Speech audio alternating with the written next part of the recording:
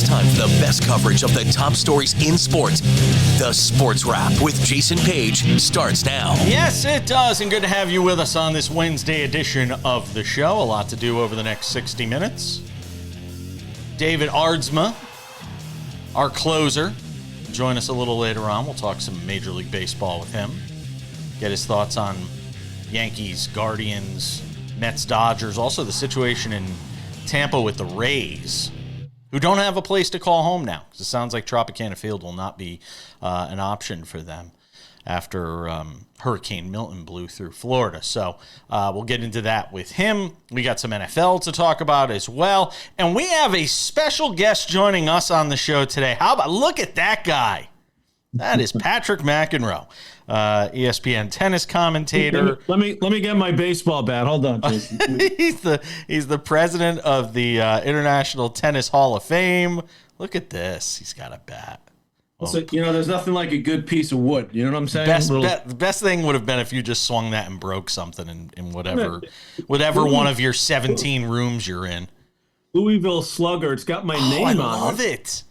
That's fantastic. I'm trying to remember where I actually got it. I think I may have gotten it actually from Louisville Slugger in my years of traveling around the country, for tennis. So that is very cool. It's always good to have a good solid piece of wood. And we're talking baseball. And I love it.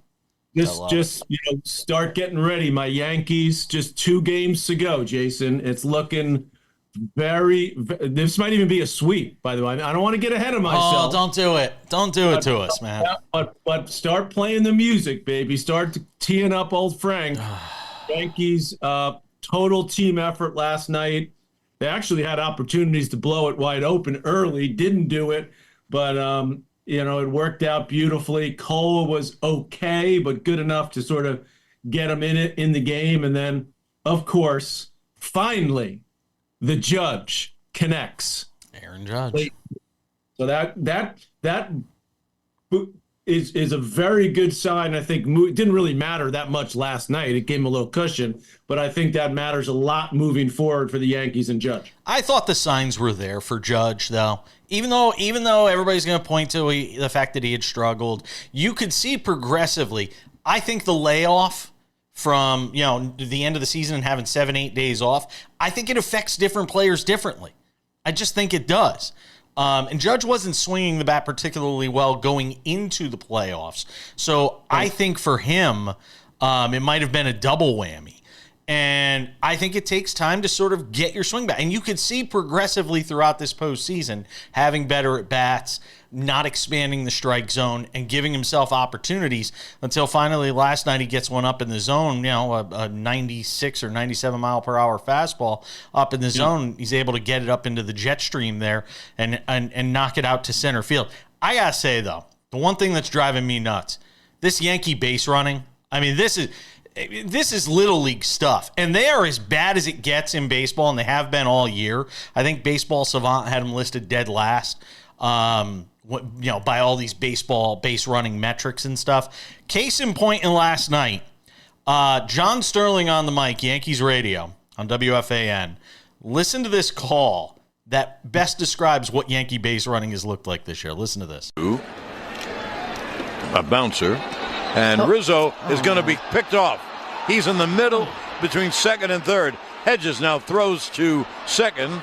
On the way to third, back to second, back to third, tagged out, end of inning. Boy, if that wasn't the Yankees, that's what they do. Run the bases like drunks. Well, Glaber will lead off the next inning. All right. Well, it's good to have John back, and I just wish he wasn't right, because he's so right. I just don't understand how a Major League Baseball team over the course of 162 games can be this bad running the bases and still be a team that potentially wins the World Series. And it comes down to a lack of accountability, and that falls on Aaron Boone. Well, you're not totally wrong, but how much does it really matter is the question. And that's, at the moment, it doesn't seem to matter that much. What mattered more, what did you think of the move? Because when it happened, I was like, wow, I was texting my buddy who's a huge Yankee fan when they walked Soto to get the Judge, right? and it actually kind of worked. And it was a ballsy move by Cleveland. And I thought, it wasn't a terrible move, but maybe it woke the monster. I mean, it kind of worked out in that inning. He hit the sac fly, so it didn't hurt him too bad. But when you're the judge and they walk so to get to you, you got to think that maybe played a part in what we saw later in the game, Jason. It's baseball ABC, though. It really is. It's your ABCs of baseball. You have a base open. Now you're creating the force at any base, and and right now, today, you have a choice of who do you want to face: Juan Soto, who's hit the ball really well in this postseason, or pretty well in this postseason, or Aaron Judge, who hasn't been able to really drive the ball out of the ballpark. I actually don't have a problem with the move. I don't have an issue with it at all. I think it's the right move by Stephen Vogt in that spot. I don't disagree with you, but I think it had an impact on what happened later. And as I said at the top, I think Judge is, the Yankees, this year have been much better on the road. So the fact that they won both games at home was, I think, a bonus. So I think, and as you said, hitting that fastball that was 95 and rising, and he got enough, was able to get enough on it to get that out. You have Sterling's call on that, because even he was surprised. Because, there's a fly ball to center field, and next thing you know, it's out. John's lost a little off his fastball. I love the guy, but he's lost a little off his fastball. So sometimes you can't tell, where the ball is going. Real quick, in 90 seconds, actually about a minute, Mets Dodgers tied at 1 game apiece. I think the Yankees would rather see the Mets, by the way, because I think the Dodgers are the better team if they play in a 7-game series, and you can't afford those base running blunders. What have you made so far the first 2 games of that series? Well, I disagree with that. I think the Yankees would actually rather play the Dodgers, and I agree, although I don't disagree with you, the Dodgers, if you look at all the stats, the on-base percentage, the bullpen, et cetera, have a better team all around. But there's something about the Mets that scares me right now. Okay, and I like the Mets. I mean, I'm one of those New York fans that I don't root against the Mets. I root for the Yankees, but I like to see the Mets do well. I grew up 15 minutes from what was then Shea Stadium, of course, where the Jets played. We'll get into that later. But I think tonight the Mets actually have the slight edge at home. They've got a better pitcher going. Buehler struggled big time in his last, I think, 6 starts. So I think the Mets, and actually for one of the first times in this head-to-head, Jason, I believe the Mets are even a slight favorite. Oh, yeah, wouldn't surprise me. Wouldn't surprise me. And by the way, they swept the Yankees in the season series. The Mets did. Keep that in mind, but I think the Mets got a little karma right now. That's what I'm feeling. We're going to come back, do some football. Lots of trade activity next.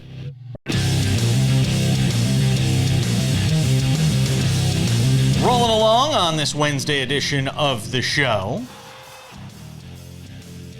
I want to have a serious conversation about Travis Hunter in 10 minutes. This idea of a two-way player. And why are we even going through this exercise? I want to talk about that. We talked some baseball. Patrick McEnroe is hanging out with us. Now we'll talk some football. So what was your reaction when you woke up after the Jets got beat by the Bills on Monday night, and then Tuesday morning we wake up and Davante Adams is a New York Jet? What was your reaction when you heard about it? Jason, my reaction was similar to when I woke up and heard about a week ago that Saleh had been fired, which was not that surprised. It was sort of like the writing was on the proverbial wall. And with Davante Adams, you feel like, I'm actually surprised it didn't happen sooner. I guess that's just because the Raiders were just holding out to try to get a little bit more out of it.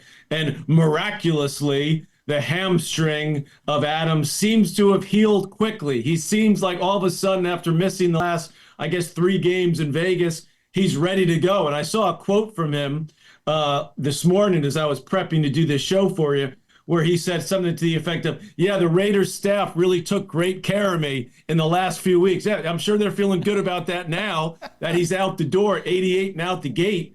But no, I'm not surprised. And again, as I said after Saleh was fired, okay, I'm going to say it again because it's even clearer now than it's ever been. It's put up or shut up time for Aaron Rodgers, okay, because you've got everything you want around you now. You've got Lazard. Now you've got Adams. You got the other guy. Who's the other guy who was at the Packers? It's like the Green Bay Jets now all of a sudden. But the point is, there was something going on with him and Saleh. He tried to deny it, but that's BS. And okay, Aaron Rodgers is a Hall of Famer, Jason. We all know that. But he hasn't played like a Hall of Famer. He has not. Not even close. No. He's okay. He's been solid, but I don't think he's even had a game where he's thrown for 300 yards the entire season that he's been with the Jets. He used to do that in his sleep. So, did they look better against Buffalo on Monday night? Yes. I thought they looked considerably better. The crispness on offense was better. It seemed like that Rodgers knew what he wanted to do, more quickly than he had in the previous 5 games. But that being said, I know we could talk about the missed field goals and the interception late. But they still only scored 20 points. Let's not get carried away. And 7 of them were on a Hail Mary.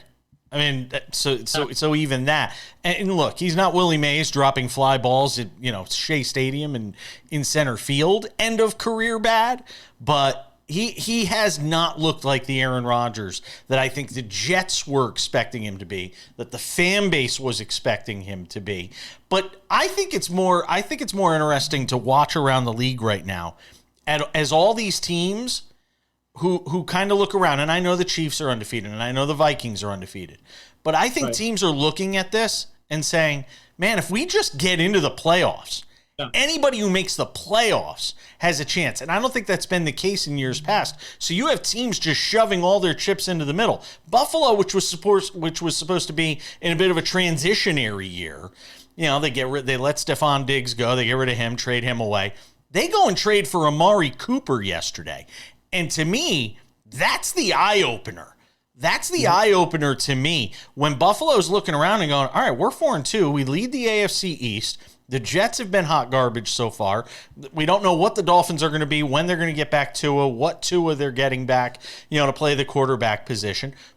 Why can't we win a Super Bowl? Why can't we be the team? They are very close in terms of being able to play with a team like the Kansas City Chiefs if they meet up in the playoffs. They certainly match them at the most important position on the field at quarterback. So they go and trade for a veteran in Amari Cooper, who, when motivated, key words here, when motivated, playing in Cleveland, not a lot of motivation when you're playing with Deshaun Watson.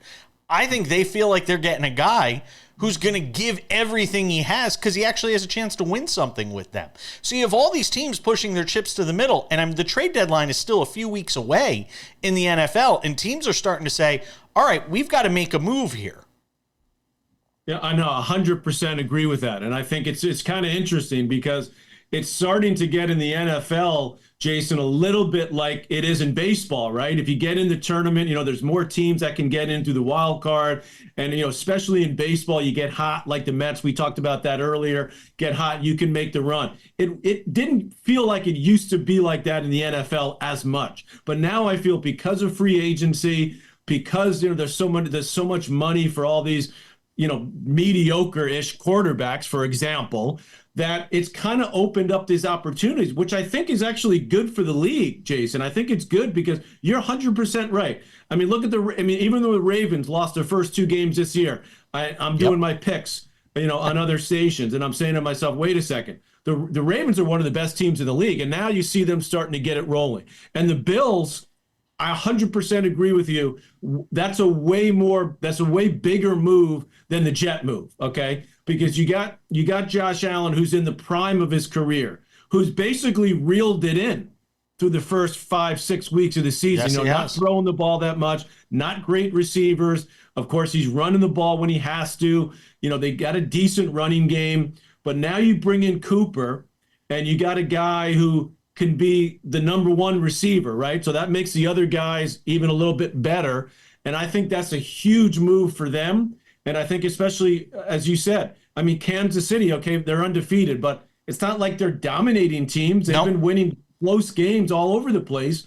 And I don't think they're as good as they were in the past. That's not to say they can't still win it all, because I just don't think you have total dominance of teams the way you used to in the NFL. And the Vikings, I don't know how many times I've bet against them.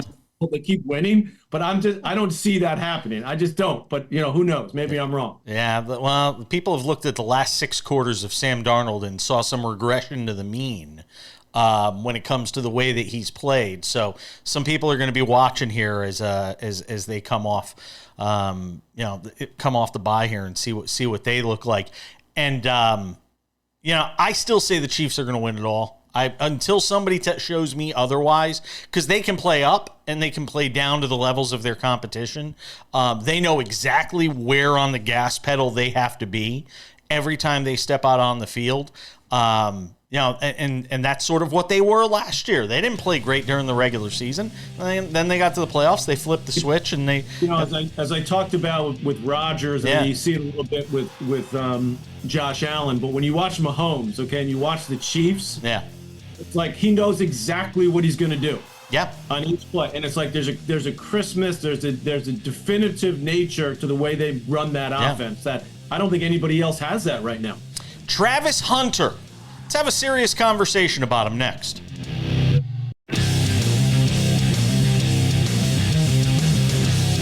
All right, segment 3 on the show. I was thinking about this yesterday. I've been wanting to talk about this. Have sort of a nuanced conversation when it comes to Travis Hunter, who's doing amazing things at Colorado. Certainly should be in the conversation when it comes to the Heisman.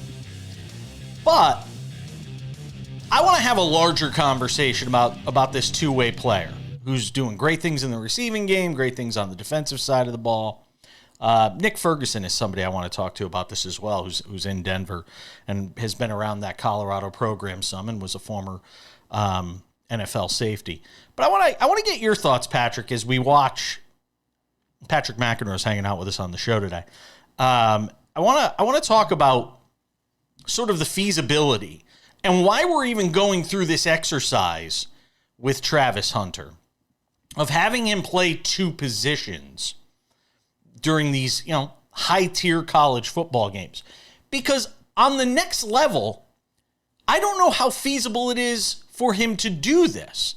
So why aren't you having him focus on one position at the collegiate level so that when he gets to the NFL, and inevitably it comes down to a team saying, hey, you're playing one side of the ball or the other. We see how hard it is for guys to stay healthy in the NFL, how violent this game is, how physically taxing this game is.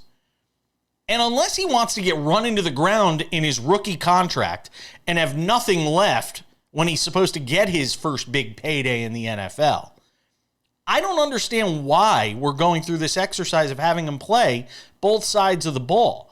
It's going to look great on a highlight reel. It's going to look good on a resume. But ultimately at the NFL level, I just don't know why we're doing it. Well, I think first of all, I'm just going to speak now, Jason, as a fan, because you're probably 100% right. I think it's awesome. I think it's fun to watch a guy be able to do this. Dion actually, his coach did in multiple sports, and the Bo Jacksons, and but you're right. A two-way player in the NFL is basically unheard of. Now we're talking about this kid more because of this, so potentially he's doing it. Maybe Coach Prime is encouraging him to do it because he likes to get attention, so on and so forth. And he's obviously very good at both positions.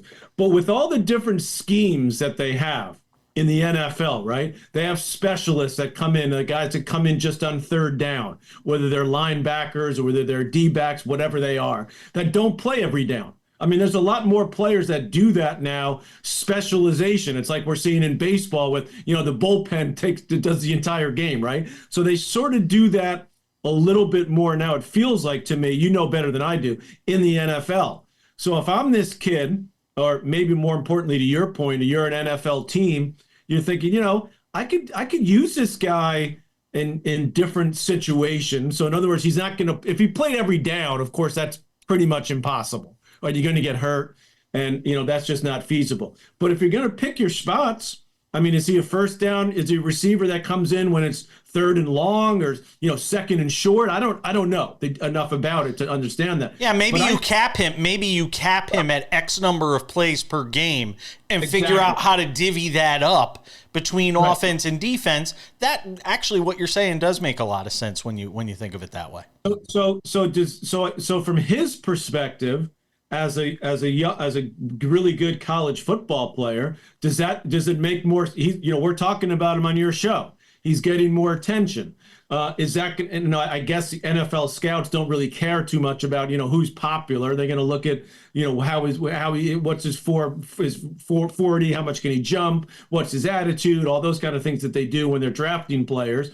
But that being said, it sounds like this guy's good enough to play either side of the ball at the next level. And if he can do that, then I think it's worth his time, and I think it's worth Coach Prime's time to give this guy an opportunity to do both, because I think it's a hell of a lot of fun to watch it. Yeah, no, it certainly is. I actually, and I said this to somebody who covers the NFL the other day, I am suspicious as to whether or not he even finishes this season, because if that team is 5-4 late in the year, 4-5, or 5-5, I wonder if he says, you know what, I'm not gonna get myself hurt, going into an NFL draft and that cycle. I'm not gonna win the Heisman anyway. It wouldn't surprise me if he decided, I'm just gonna. And you're seeing more guys do this.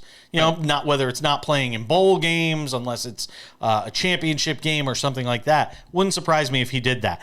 It brings me, though, even in talking about Shohei Ohtani and how great this guy is pitching, and he can pitch and he can hit. Oh, he's the modern day Babe Ruth. All of that is great. If I'm the Dodgers, and I know they can't have this conversation with him because he won't hear it. He doesn't want to listen to it. I just say, the heck with the pitching stuff. Let's have you in the field for 140 games a year. Instead of just being a DH, let's capitalize on that, because he keeps blowing out his elbow every time he goes and pitches. If I'm the Dodgers, and look, I know, from a ticket selling perspective, the guy that can pitch and the guy can hit, I'd rather just have him doing one thing. Yeah, well, I think you're right about that, but I think you hit the nail on the head. Ohtani wants to be Ohtani. And so, as we're seeing, you got to listen to a guy. By the way, what position would he play in the field? Yeah, he'd be a right fielder. Right fielder. Yeah, he'd be a right fielder. And he's fast enough to play center if he wants. But here's the other thing about it too with Ohtani, and it's this: you think he's going 50-50 if he's pitching every fifth day? No. He's not. Probably He's not going to be as. I think you're taking some away to get a guy that might be able to make 25 starts. To me, just doesn't make sense to me from an organizational standpoint. Back to the football thing. I think you're spot on when it comes to the players, and God bless these college players for saying, you know what, we're not going to play in a bowl game because we're not getting paid enough, or now they're getting paid, and in the big schools obviously. But another conversation we got to have at some point, Jason, is this whole NIL thing and where it's going. It doesn't seem to be hurting college football. It seems actually in some ways, with all the, Ohio State now playing USC, they're in the same league. It's crazy, right? Look, I got my Cardinals in, not that anyone cares about Stanford in football, nice. In the ACC, it's bizarre. But it seems like, college football is bigger and better than ever. People love it. Texas, Georgia this weekend. Another huge game, Georgia, Alabama. So it seems like it's working out well, but where's it going? How much of that NIL money is going to tennis, by the way? You'd be surprised. Really? A little bit. Oh, okay. Yeah, there's some. Right. Yeah, there's some. It's not like football and basketball, but you could certain educate places me. The guys are making some money, and I say more power to them. All right, you could educate me. We'll finish it out with odds and ends. I got to pick Patrick's brain on a little bit of tennis before we go. Stick around. Lots more to do.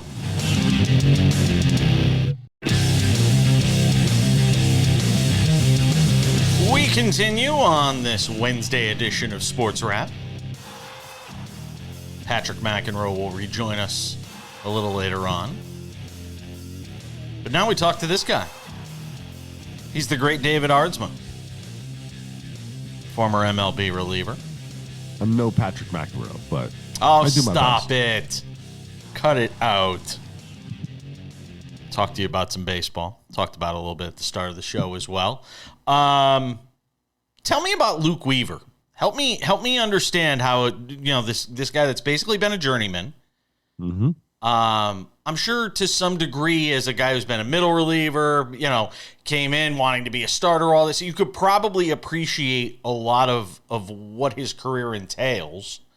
How does this happen? How does this guy become this, I don't want to say all-world closer, but a guy who finds himself in the closer role for the Yankees in the middle of a World Series run, potentially? Well, especially since his entire career basically was St. Louis, Arizona, and then like a whole bunch of other teams. He was a starter, right? So he's in there. He's a starter. He made 25 starts last year, which is amazing. Now he's gone from complete starter to ultimate reliever, just 62 games out of the bullpen. What that shows me is that he's got good stuff. He's got good enough stuff to get in the big leagues. There was probably something stopping him from being great. And what it was roll. And that means that it allowed the stuff to play in the correct role. And I can't imagine. I mean, so some of these years were not the greatest years ever. I can't imagine that these teams didn't try it out earlier, where he had one year where he had some relief stuff, but you usually don't go back to the big leagues as a starter, and he did. The Yankees figured something out this year with him in that bullpen. He figured something out. I guarantee you, he was probably using his pitches a little bit different, getting comfortable in a role, in a situation. A lot of times it's just you just never have a job, and you're always fighting. And sometimes it's somebody just patting you on the back saying, "We trust you." And then you end up with the right situation, the right guys get hurt, and you're a closer in the playoffs, apparently. But he's a 3 or 4 pitch guy. Does that work as a closer, or will they try to, if it goes beyond this playoff run, or maybe they're just focused on this playoff run, would you rather your closer only be a guy that's great with a couple of pitches as opposed to, I could throw 3 or 4 different ones? Sometimes it's helpful. And again, remember, every closer, every reliever was a starter until we sucked. and Luke sucked for a little bit. So then he became a reliever. So the advantage, though, of him pitching for so many years and being 31, he knows how to pitch. He has 4 pitches that at times and days are good, where a lot of guys will throw 2 good ones and then a couple bad ones. He has 4 good ones, and if one's not working, he's got another one he can go to. That's the advantage of being able to do that, and what he is able to step back and say, okay, I've got the 4 pitches. The only problem is when you take a starter mentality and try to put it in the bullpen. We're going to set guys up and to do this and maybe see him next to bat. It's like, no. You get 3 pitches. Let's strike him out. Like, that's it. Like, keep it to 3 where you're not setting anybody up. There's no pitch here to set no. Get it out as fast as you can in the bullpen. And it seems like to have that mindset. How do you reset here if you're the Guardians, dropping the first 2 the way they have here in New York? That's a team that relies on its defense, bat to ball, putting a lot of balls in play. Defense has been a little shoddy at times for a team that's supposed to be so good defensively. I mean, how do you kind of push the reset button here with the day off going back to Cleveland? If I'm Stephen Voigt and I'm the manager of the Guardians, what I'm telling them is, let's look at these 2 games. We did not get beat. We beat ourselves both of these games. The first game, you had Soto home run, you had a Giancarlo Stanton home run, and that's really it. And then you had a couple problems here and there defensively. This game was all defense. That's what I saw. It was all defense. And they had Garrett Cole a couple times. They had runners on base where they could have caused some real damage. And he left some balls over the plate, especially one to Naylor right over the plate that could have been super bad, like bad damage. So they were getting away with some pitches. So what I would tell the team, step back. Let's get back to our center. Let's get back to like our number 1 spot. Where do we all start out? Where's all of ours majors base? And just start there. Put a little smile on your face and say, play some baseball. Go back to Guardian baseball. I think their buttholes are probably a little tight right now. They're making mistakes they've probably never made all year long. But you got to stop playing tight and just relax and just go back to, again, those couple of basics. And if we hit those things, we're going to be good. Did not have balls being tight on my scorecard for today's show, but now I do. The Yankees base running. Look, I mean, you can get away with this stuff during the regular season.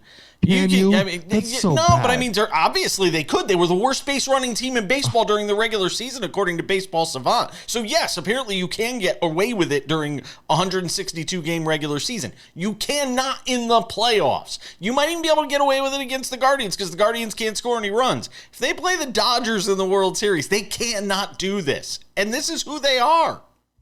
If the Guardians didn't make the defensive mistakes that they have made, they can't be getting away with it either. There was even a spot that I didn't even see anybody criticize was in game 1. Stanton hit a foul ball that the right fielder dove and slid and caught. Yes. I think it was in the first inning. Mm-hmm. They didn't tag up. The guy's sliding into the wall basically in the corner of right field of Yankee Stadium, and nobody's tagging up. Those are the things. I would have been losing my mind if I'm a coach on that bench. And that's the thing about it is I don't see them losing their mind. I don't see them holding him accountable. I don't see Rizzo. Nope. What was that? Jazz. I mean, what is Chisholm doing out there? Chisholm, the point of they brought him on was to be able to baseline, being running, and you're doing that in the playoffs.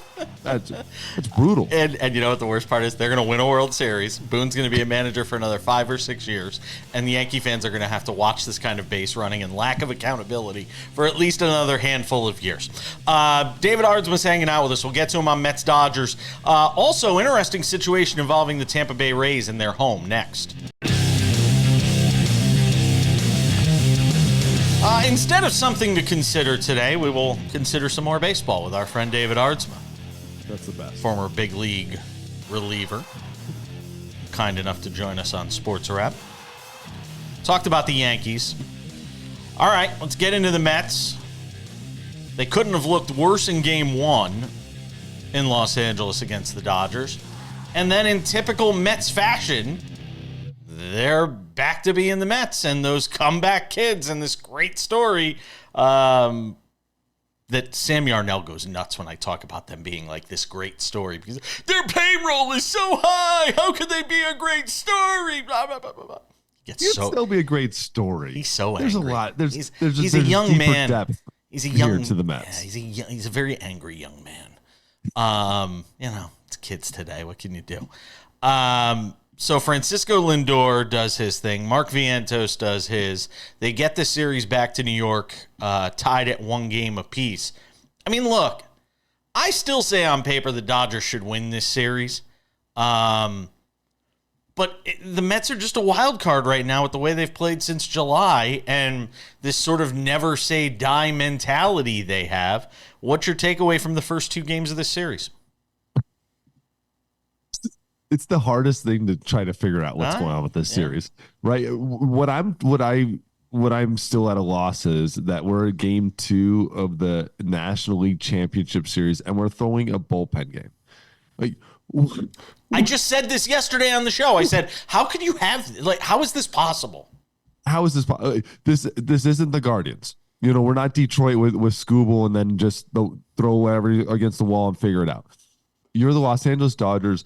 But I get this. When your IL is one of the best pitching staffs in baseball, that's a problem. And then that's a reality that the Dodgers are facing that no one else is. Like in all reality, their top 5 guys on the IL are all all-stars, and they got some Cy Young winners in there. So that's a reality that they're facing, but they got to get through.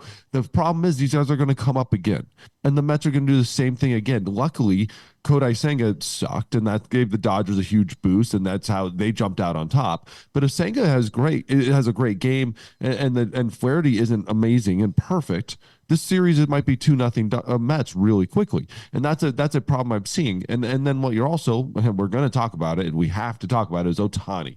Ohtani has been struggling so bad.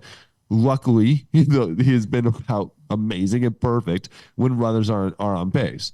So when runners are in scoring position, he's perfect. But outside of that, he's supposed to be the guy getting on base, causing trouble, causing havoc, and he hasn't figured that out yet.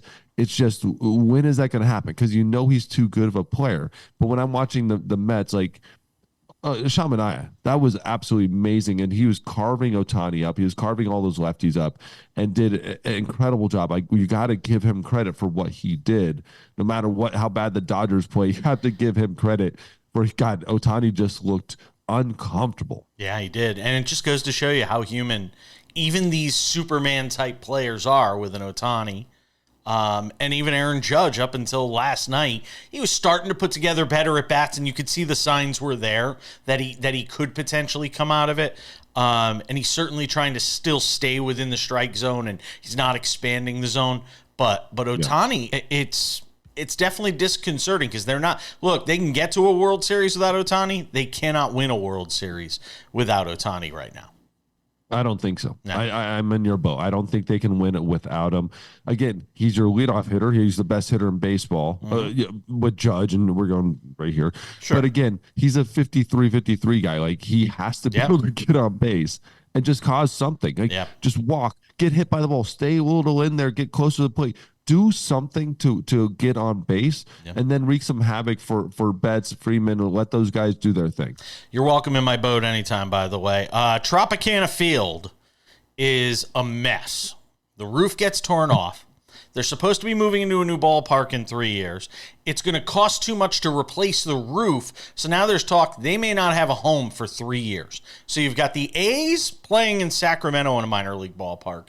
You'll probably have the same with the Rays next year. There are some people floating the idea of, hey, and nothing's concrete on this, but hey, why not have them play in Oakland for the next 3 years? I think that's a nightmare because, one, I mean, I don't know who would go, but two, from, an AL East team playing out on the West Coast, I think that causes all sorts of problems. What do you do if you're baseball with the Rays? Do you try them out in different places to see how they draw as potential, sort of signals to other cities that may want a Major League Baseball team? What do you do, David Aardsma? I think that's probably the best idea there is. So when you're already sitting here and considering there's a group of people in Salt Lake City trying to get a team, group of people in Nashville trying to get a team, people in Montreal get a team. Those are the big spots. But Major League Baseball has also, gone to Puerto Rico, down to Mexico City, and these other places. If it's me, Major League Baseball, one thing that was super considered was going to Montreal already, doing a split schedule with Montreal. I give Montreal a real legit shot here to have a team, then I immediately talk about Nashville. I'm not moving out to Salt Lake City. I'm not going to Oakland. Let those teams be West. Let those be what they are. But I might even consider Mexico City if I have time. The easy option, super easy option, is just move them to Yankees minor league stadium. You move them to their own minor league ballpark, already right there in the area. San Juan, Puerto Rico. Puerto Rico is I love it. We already did it once. That's the only problem. We did it once, and it wasn't super successful. And that's the only issue. The thing that hasn't been considered, too, is the Blue Jays have a brand new basically facility just up the road, too. I mean, you don't even have to pack your bags. It's a 30-minute drive. I like the idea of Montreal. I love it. It's a major league-sized facility. You could spruce it up, make it look pretty. I like the idea of Montreal. If not Hartford, the Yard Goats Stadium. There you go. Dunkin' Donuts Park. David Aardsma, always appreciate it, my man. Oh, thank you. We're coming back. Odds and Ends next.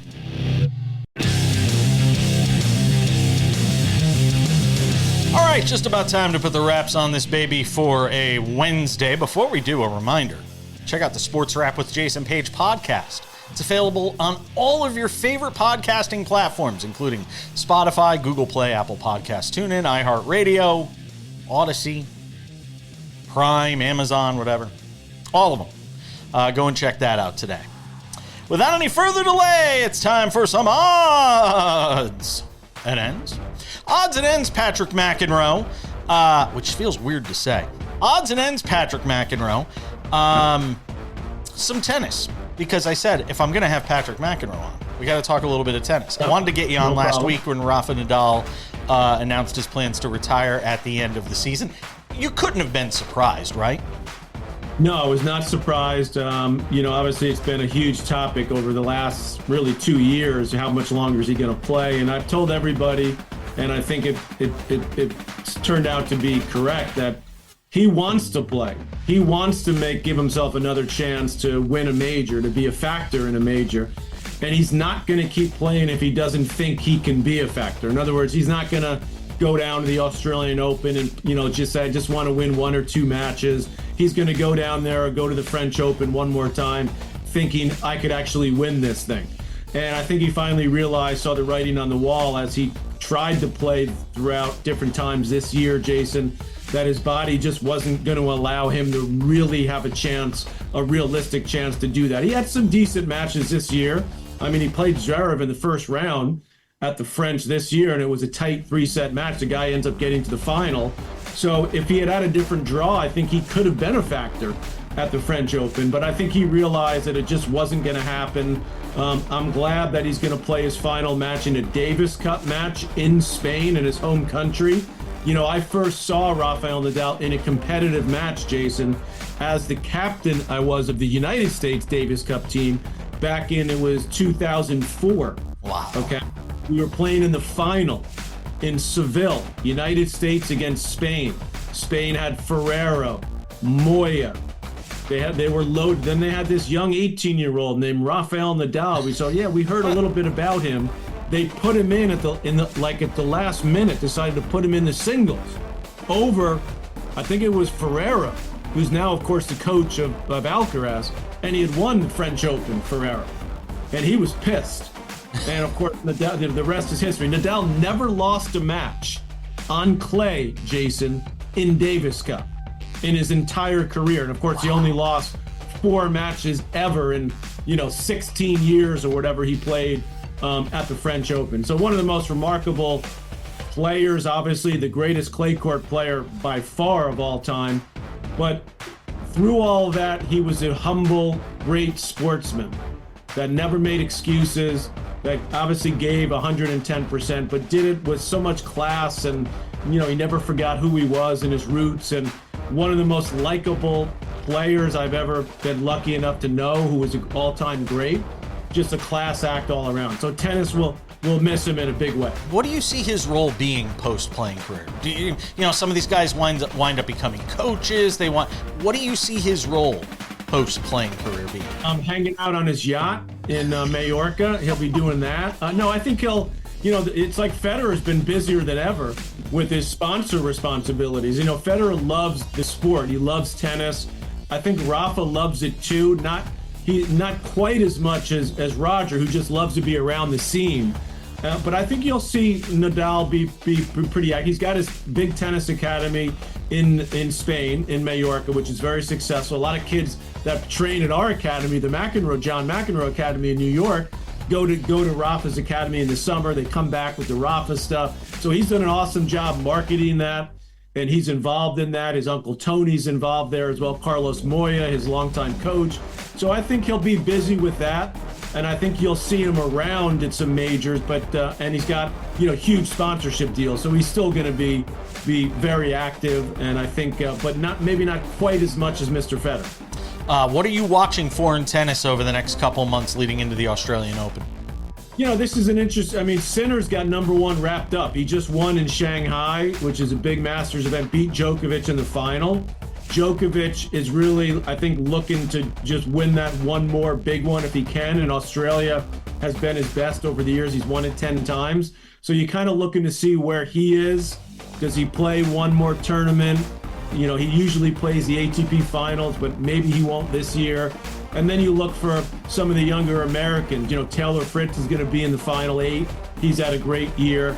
Alcaraz is going to be right there. He's still the most electric player in the game. Can anyone compete with those two guys, Sinner and Alcaraz, on the men's side moving forward? The women, you've got Sabalenka, you've got Coco Gauff, who's now got a new coach. She got rid of Brad Gilbert, and she won a big tournament in China as well. So did Sabalenka. So I think it's pretty much the same storylines going into Australia, the first major of next year. And of course, I'll be there with ESPN as always. I've got about 25 seconds here. How much longer do you think Djokovic plays? 1 more year. Okay. I think, because I think he didn't win a major this year. He played pretty well, won the Olympics, which was his big goal. I think if he doesn't win a major next year, I think he hangs it up. But I think he's got a shot. I mean, as I said, he's going to be the 3rd favorite now, behind Sinner and Alcaraz. Can he win a major? Yes, but I think it's going to. I said, by the way, at your tournament, Indian Wells, I know you now live in Vegas, that he wouldn't win a major this year, and he didn't. So I'm not sure about next year, but I'll think about it, and I'll get back to you. Patrick McEnroe, this was fun. I'm glad we got to do it. Let's do it again soon, all right? Sounds good, my man. Thanks for having me. It's going to wrap it up for us. Thank you to David Aardsma. Thanks to you for watching. I'm Jason Page. We'll see you back here on Thursday for more Sports Wrap.